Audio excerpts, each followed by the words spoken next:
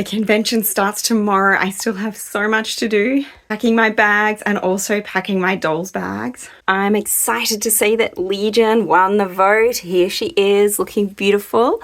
I've given her a new wig. I think this one is a little bit more casual because our first day is just going to be out and about on town.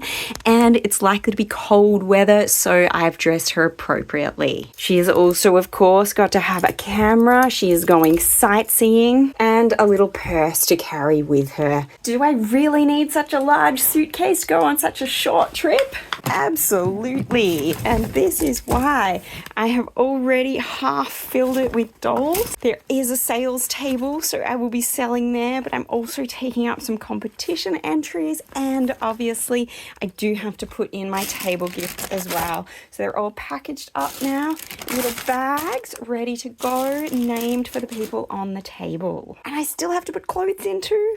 Legion and I arrived at the airport, ready for our flight with Qantas. We had our bags packed, and Legion even has her special pouch so I can carry her everywhere and she can enjoy the whole trip. One of the worst things about flying has to be all the wait time, but we did have enough so that we could sit down, have a coffee together, and wait for the plane. Legion enjoyed her first views of the aeroplane and also getting on and discovering that she had a seat all to herself because the flight wasn't very busy, so she could sit down beside me, and she even got to get the window seat, meaning she had a great view for the whole flight.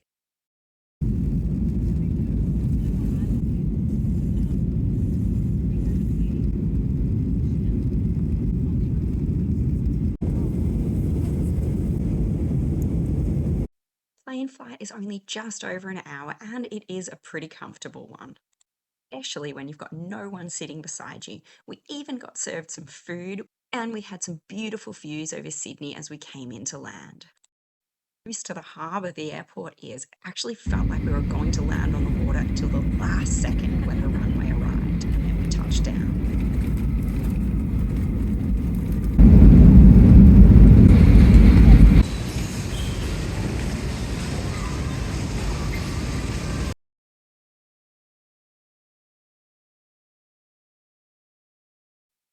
First stop after arriving was the option to go and have a look at one of the collections of the convention organisers, and this was a brilliant way to start it.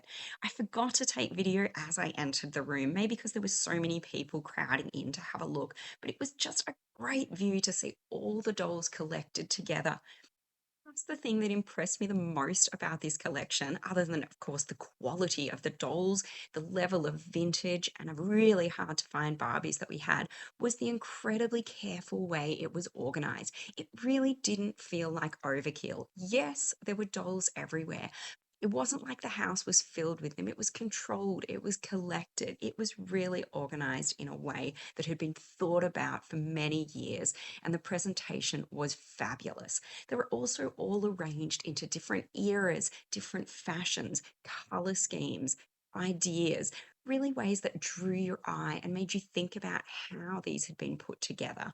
I loved the way she used risers as well to fit lots of dolls in, but without making them feel like they were crowded, like I think mine do at home. This really gave me some ideas about how I can better organize my collection and put it together. I also just loved seeing the dolls. I've never been hugely into Barbie, but seeing these vintage dolls, the Silkstones, the convention dolls, really made me get excited for Barbie in a way I haven't before. And I'm not sure if this is a good or a bad thing because it may mean I'm going out and I'm hunting for lots more Barbies to add to my collection now, but I just loved it.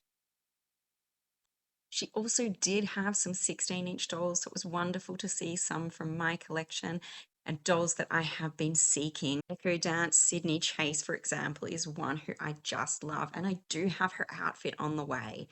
But the Barbies were incredible too. Loads of not only vintage Barbies, but 90s Barbies, the superstar face mold, all organized together. Beautiful fashions to admire. I loved the way they were organized into different groups that put together styles and face molds and eras, but also colors and themes. Silkstone dolls grouped together were really enough to make me jump with joy. They're such beautiful dolls. And I even noticed some Jenny from Japan down the bottom. Every case was something new to discover, and I found myself going back and back to film the dolls I had missed. This group of Japanese themed Barbies, for example, was fabulous. And these ones dressed together and even staged to be in a wonderful theatre scene. One of my personal loves is 8-inch dolls like the Mary Quant Daisy and also Skipper. Within the Barbie world, she's a real favourite of mine, so I love to see the group of Skipper's friends together, along with the cute little Tootie dolls who I've had a few of. We had sausage curls and a whole variety of vintage outfits, along with Francie and Casey face molds. Again, are one of my absolute favourites. This cabinet of pink and gold themed vintage dolls was a favorite of mine, and I even spotted an outfit that I've got on the way. Definitely feel like several vintage Barbies have been added to my wish list after this amazing trip. Next, we headed into Sydney for a bit of sightseeing. I haven't been there since I was about 15, so it was great to see the Opera House, the Harbour Bridge, head out for coffee. My friends Poppy Parker even managed to sneak into some of the photos as we hung out together. Arriving at the Pullman, I was presented with my registration bag where I learned that I was delegate number 111, pretty cool number I think, and also received a gorgeous little pin, a pen to write with, and some other cute gifts. Pretty cool hotel room here that I'm sharing with my friend. And of course, I'm also sharing it with Legion, who has come with me. Thank you everyone who voted for my travel doll. Legion and I are all dressed up for the night. I think she looks absolutely incredible in this long Robert Tonner American model gown. I hadn't even tried it on her before I came. I just thought it would be perfect, and here she is. Wow. My look isn't as edgy, but I do have my cute new pink glasses to match the whole Barbie theme, and I'm hoping I look pretty nice for the evening. I do have to wear my little pouch because it's my identification for the convention. The first event is a cocktail party, so let's go off and enjoy ourselves.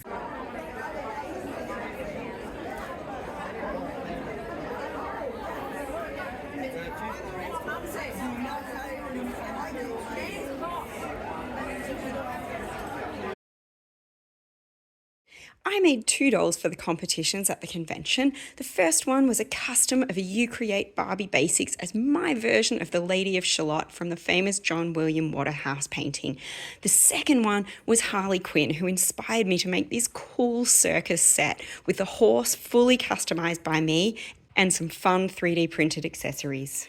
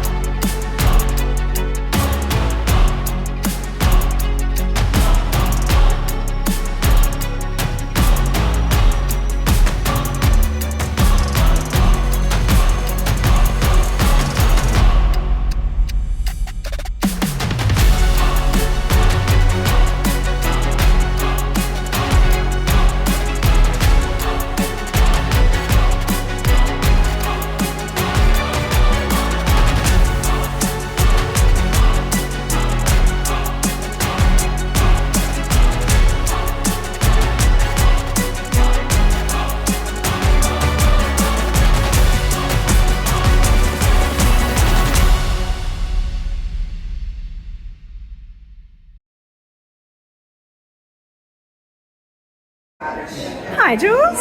Lovely to see you again. It's been a while since your dolls featured on my channel. Yes, that's true. Have you got any new ones you would like to share some details about? This one. Oh, that is stunning. Dolls magazine, one of a kind competition. And I got a papier for that. That was your prize? Yes. A paperweight? Yes. I hope it was a good paperweight. They are. Because she's a beautiful... Which poppy was she originally? Do you remember? This is pretty intelligent. Ah, nice. She's beautiful. Yeah. Can you tell me about your inspiration behind the outfit? The inspiration belongs to Vivienne Westwood, as well as the series on the Eight Wives of Henry VIII. I've always been intrigued by the relationship between costumes and film, because the costumes have to tell you about the character in the movie, and they're not always historical. Colour, for instance, is extremely important. So Vivienne Westwood was inspired by that sort of Henry VIII fashion too, was she? As in her... Yeah. Oh, that's... That one and that one. Ah. Those two. Yep. Vivienne Westwood. Beautiful. Yes. I don't know why, because she was the socialist from hell. This is a copy of a medieval dress. Wow. I love that. It would be late medieval. Just trying to think about my history. Yeah, Italian medieval, probably right smack bang in the middle. Yep. I don't know if you've seen it before. You must have seen it.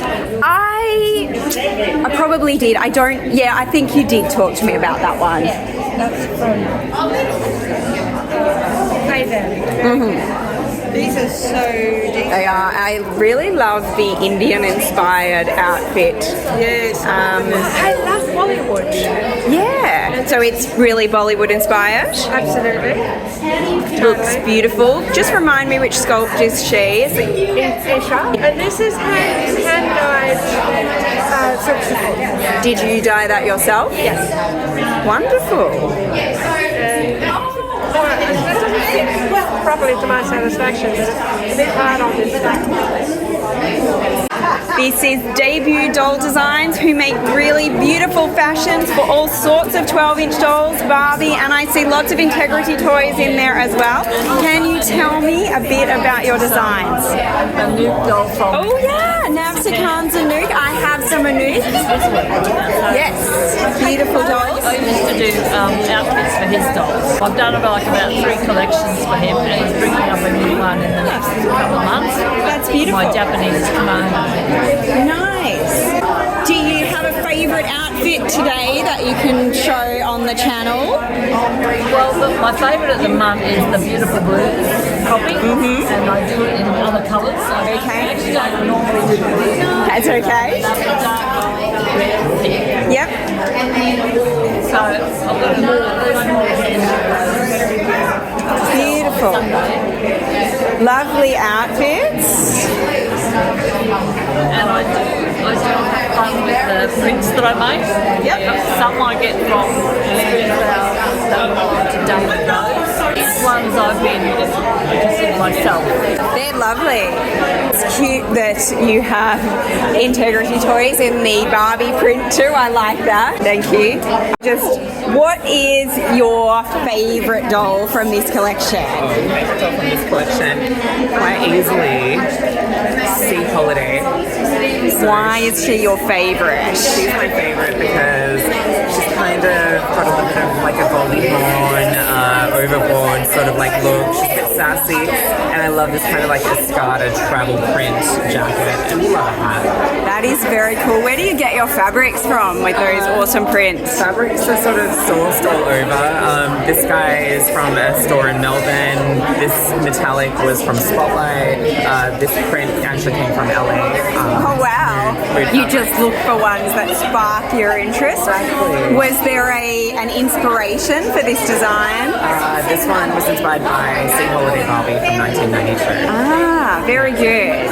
I see you're packing up your dolls, but you did have some beautiful designs out before, and I will capture them. I do like this. She's inspired by Superstar. I was going to say it looks like the Superstar Barbie, but reimagined.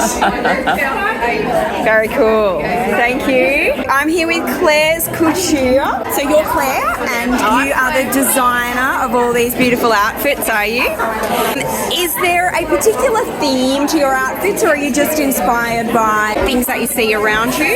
Normally, when I start designing something, I start with a colour.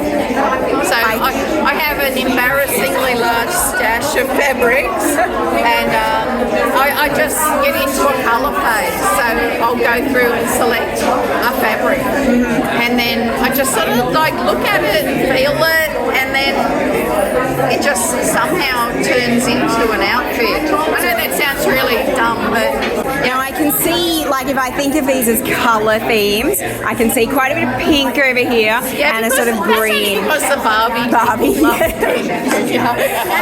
It is a good colour, but I see a lot of green over here as well. And I love, especially in the modern era, colours that shouldn't go together. This one here is sort of like, I can see it, maybe not a clash, but a contrast of like gold and red. Yeah, that was like the 1920s. I see that. That was like sort of the 1920s. This little dude here, so he won me first prize in America at the American Convention. Well done. That is awesome.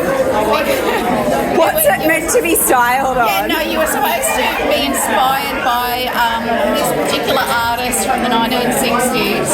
And so I looked at all his artwork, and then I just started working on it. I think I made this top first, and then it just goes in pieces, you know, and I keep adding until I kind of go, okay, that's enough. It's very cool. All of these, the only reason I have these dolls dressed in outfits is because they've won a competition of some sort. Okay. So I pretty much sell everything I make, but these ones I've made them for a purpose. They've won first prize, and I've hung on to them. Can you tell me about, I'm just loving the hat, it really makes it spark, but you've got the layers in the outfit and the shoes that go with it as well. Can you tell me a bit about what inspired you with that outfit, or what it was for? So this one was made a few years back. The first convention I went to in Australia was the Melbourne Convention. Yep. And it was all about the Melbourne Cup. And that's why I made that one and these two. You'll see he's holding like a race guide. Yeah, and the hat theme, because the Melbourne Cup is all about hats, isn't it? They won first prize, and I think she won first prize. Nice. In different categories. And I was trying to, because it was my first convention, I was trying to suck up to the Barbie people a bit. So I did pink. But then having made that outfit, I'm like, okay, I'm not going to touch pink again. So I chose, it's one of my favourite colours, is that really like acid green. I do love that colour. It's very striking, very eye-catching. All right, thank you very much, Claire. Lovely to meet you. This is Dee Dezines, who makes handmade doll fashions for Living Dead, Barbie, Skipper and Silkstone. Hi Dee. And you're Debbie. Yes. I was thinking that's a very interesting mix of dolls you sew for. I started with Living Dead, and I did that for many years. Started my Esty store, and then someone said do Barbie, and I thought, why not? So I did Barbie, East 59 fits Barbie, and vice versa. So then I just went berserk. Love sewing with cotton, and most of my pants are in cotton. They are very nice. It was the Living Dead doll I was thinking. That's an unusual one. Can you tell me what got you interested in Living Dead dolls in the first place? I love Sadie. This is Sadie, yes. And I have several versions of her. I'm not too keen on some of the others. I have got some, but not a lot. But mainly Sadie. So this is the doll that got you excited by it? Oh yes. Is it the face or is it the size? What is it about her? She was just different. And I think the size, and I learned a lot sewing for her. I learned to draw patterns, I learned to sew sleeves, I've learned to sew lace. So sewing for her has really enhanced my sewing career. And now that you sew for these other dolls as well, obviously Barbie, Silkstone, Skipper, which ones do you find are the most popular generally with your designs? Still the Living Dead doll? Still, I have a really big Living Dead doll community who I sew for. They're all over the world, and a lot of the Living Dead doll pages have people who've got my fashions. That's right. Barbie, because Barbie world is so big, I do sell a lot of Barbie, but considering if you do the percentage of fashion sales per doll, Living Dead outsells it all. So, That's really interesting. Thank you. you don't have to be gothic to make clothes for it. You can do both. Yeah, well, I see yours has almost like an Alice feel to it, this one here, which I think is very cute. Thank you. And Lady Emerald Couture. Lady Emerald Couture is, of course, Angela, who I have known online for quite some time, but we only met for the first time like a couple of weeks ago. You're looking very glamorous tonight, Angela. Thank you. I think you look even more glamorous than your fashions that you're displaying, and that's saying something because they are amazing. You've got 3 beautiful dresses here tonight. This is Silkstone doll here, beautiful Silkstone. Is this dress also for a Silkstone body? Is that Silkstone, but it's also the S59. Yep, fits both. And That's a Poppy Parker. that's a Poppy Parker, yes. I knew you suited for Poppy as well. Very pretty. Can you tell me about the inspiration for one of the dresses you've got here tonight? Well, this one, I've always loved the Oriental, Japanese, since I was 16 onwards, and yeah, I just fell in love with the pattern and decided to make the dress out of it. And I am a sucker for glamour, so if I can possible, I can make the gown. Which is very nice. So do you often find that a fabric inspires you, or is there something else that gives you the ideas for the dresses? It's a mixture. Sometimes it's the fabric, sometimes it's the pattern, and then I take it from each other way and then take it from there. Very nice. I do love the style of the red one here, how you've got the layers and those like flowers down the bottom. That's a really unique style. These fabrics I was very fortunate to get from someone who used to work at the Australian Ballet Theatre. Mm-hmm. So a lot of the fabrics are... So they're very authentic. So there's like beautiful. Silk and beautiful nettings and all that. Okay, thank you very much, Angela. I love the Christies. Are they both Christies down the end? Julia. Yes, Julia, the nurse's outfit originally. That is tropical makeup. And this is clearly like a reimagining of the superstar Barbie. Very similar dress. I love that with the glitter. The lady in black, who's she? The rebooted ballerina. Okay, the hair looks great on her. I love her floor-length hair. I'm always a sucker for dolls with floor-length hair. What was she originally? Tuesday Taylor, her hair would have been about mid-length. Is she a colour-changing one, or was that the... So one side would be brunette and Yeah. the other would be blonde. This one is 2 shades of red. Oh, that's really cute that you've done the 2 shades. Somehow it's gone quiet, and that makes me feel nervous. And you've even got Luke Skywalker. That is very cool. What did you do to Luke? I made his outfit and I made The lightsaber. Very cool. Thank you. Hi, Candy. You are Barbitecture, which I have your card here. And I can see you have over here your lovely selection of customised outfits. Do you customise the dolls as well?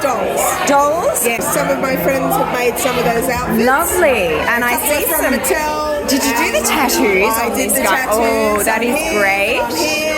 And you also have the really impressive diorama, which I did vote, and did it win? No, it came second. That was my second choice, but It is a fabulous diorama. It is a fabulous diorama. Yours I voted for myself because I love the workmanship behind it. Thank you very much. I felt the actual diorama, was the most impressive. Whereas this one's like it's got great Barbies. It does. This one, the diorama is awesome. And that's what I wanted to do, is to showcase the space itself and to include as much detail as I could to really make the most of the the 600 by 600 footprint and show that yes, you could make a tiny house in this. Absolutely. What materials did you use in the diorama? Is it wood or is it card? So it's a combination of wood, mostly cardboard, and foam boards and vinyl, and this, the lovely gold motif there, that is a placemat. Am I allowed to touch it? I can see the texture and I just want to feel it. Yeah, that is gorgeous. So I love that. It's a placemat that I've cut up and it's turned into... Oh, and you've got the little light on the side. That is an adorable fabulous feature. These candle, battery operated candles are great. They do flicker just like real candles, which is lovely. So beautiful. And the thing about it, like, I'm especially impressed that you say it's mostly made of cardboard because it looks so authentic. Thank you very like much. the sink in there and the bench top. It's so cute. Thank you. Lovely. Is your specialty, would you say, dioramas or the custom dolls? That's a wonderful question. I'm still trying to determine which of those is in fact a specialty because I do switch between both, and I'd like to think I've now developed the skills to be equally quite good at both Great customizing answer. the dolls and creating the dioramas. Can you maybe introduce us to one of your favourites who you had on display here? Why don't we talk to these two? Oh yeah, I was admiring this guy's tattoos. That is just The tattoos are quite compelling, They and are. they're quite eye-catching, and he seems to have become a very popular doll amongst many of the convention attendees see this why. evening. I was actually saying to my friend earlier today that I don't collect male dolls. Yes. But the biggest reason is because male dolls don't look male They to me. don't look a certain way, and yeah, they're and not as appealing potentially. Whereas this guy, he looks like a guy. Like you have really made him Thank you. masculine. And I think that's what a lot of male dolls lack. And I think that's right. I think sometimes the designers perhaps aren't able to translate to the male dolls the same way that they're able to sort of effortlessly create with the female dolls. Probably because there's so much familiarity with the female dolls. What are your favourite things about these two that you have What I love customised? about this one in particular is he's a bit of a Frankenstein doll. So his head is a Jack Sparrow head, and I removed the factory paint, removed the hair, repainted his face, rerouted the hair, and rebodied him so he's on the same buff Ken body as the tattooed fellow. Yep. The difference being their hands. So he has Integrity Toys hands, and he doesn't have buff Ken hands. He has regular hands. Do you swap the hands I because do it gives them hand more swap. expression? Or? Absolutely, that's exactly right. If you look closely, you'll see just about every single doll has had its hand swapped to something else. More Integrity Toys. Yep. Those ones are quite expressive ones that are available from AliExpress. Ah, nice. And the ability to pose them in a more realistic way is why I favour the made-to-move body and also the more expressive ones. I thought that what we were also missing in the lineup of the male dolls is some of the more, I suppose, mature male dolls. A lot of them look like they're very, very young. They do. Rerouted that doll's hair, that doll's hair, that doll's hair, and this guy. Oh, and him. Yeah, lots of Both reroutes. these, you'll see that I do favour the dark-haired Kens, and so both of the black-haired Kens started off as blonde. He is a Barbie Basics denim number 16, and he is a Looks 5 Sean sculpt. You also do a lot of facial hair on the men, I can do. see. I like the goatees, I like the stubble. So we've got goatee, mustache, tiny hint of just a little bit on the chin there, and then a bit of the 5 o'clock shadow. Yeah, he's a good one. Thank you. So here's another full face repaint, customized tattoo application. Oh, nice. All over. I don't sell them. You don't sell them? No. What do you do with all the dolls? So You do I tell photography? stories with them. So I make the detailed dioramas. Yes. I customize the dolls, make the sofas, the coffee tables, all the bits, and tell tell and share stories on Instagram. I am definitely going to be signing up to your Instagram and seeing what you come up with. Lips and eyes, I don't know what it is, but it's just everything she wears, she just pops. I particularly like, which I sort of hadn't, because you've got the two versions of this Coatolin, I hadn't realised how much the orange-haired one, her whole makeup, style and hair goes with the dress. Like, it's a really, really good match. Thank you, thank you. These two, I did whatever I wanted. These other ones are my interpretation of what I think collectors will buy. Yes. But these two are exactly what I want, and there was only 100 of those. So these are my absolute favourites. I'm not surprised that they're the ones I like best as well then. I didn't care if they'd sell, just I wanted them to exist. Yeah. And all of them have clothing that's interpreted. Is it from your brother-in-law's artwork? Is that? No, my brother-in-law's father. Yep. When my what would be my brother-in-law proposed to my sister, that's when our families became one. And he gave me a collection of 80 sketches that he'd done as, welcome to the family thing. And it was then he said, you have the skills, I want you to do art. And by him doing that, it really changed the perspective that my family had on me being an artist. Visual arts was what I wanted. Through my visual arts, I got to experience 2D animation in Disney. I got to experience doing comic books and storytelling artwork, illustration work, and do my own dolls. I've explored so many different mediums. I don't think many artists get to do that. You see, all of this other stuff that I've done for other clients, I don't get to keep it. How do your dolls bridge that? They bridge it because as a kid, I'd always wanted to have my own doll. I always imagined what my doll would look like that would be different from what's already out there. I loved Barbie, but I dream about my own version that was even more Barbie than Barbie, if that makes sense. It does.